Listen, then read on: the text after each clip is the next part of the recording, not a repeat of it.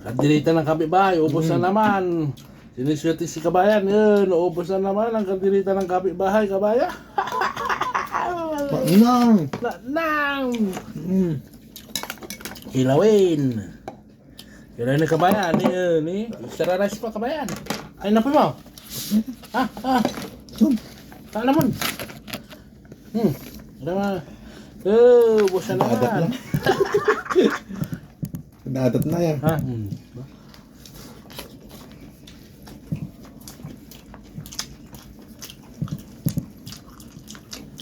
Hilig kapit lang to sila ya. Iniwasak tatang. Ha? Naman kayo.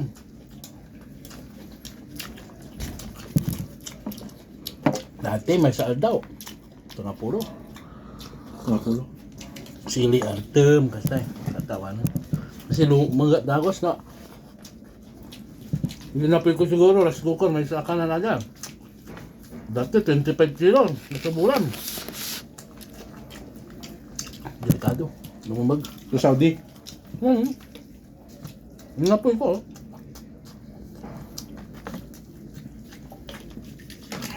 O boss, ang ulam ng kapitbahay.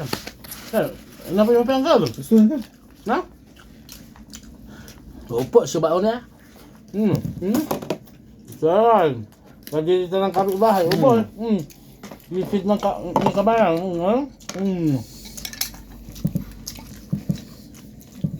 May matasisid na. Kilawin. The best.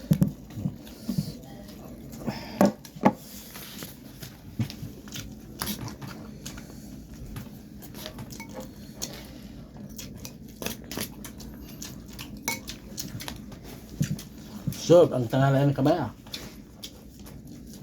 Hindi naman ang nabdala. Ngayon daw.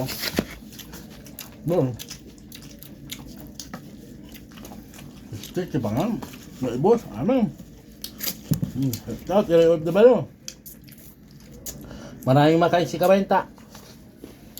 Pagod. Ang dami taro, may araw. Ha? Yan ni Sarsa. Lado.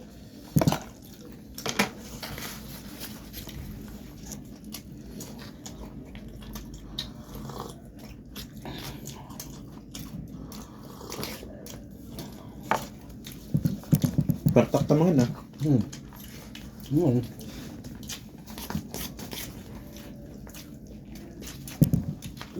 Tum.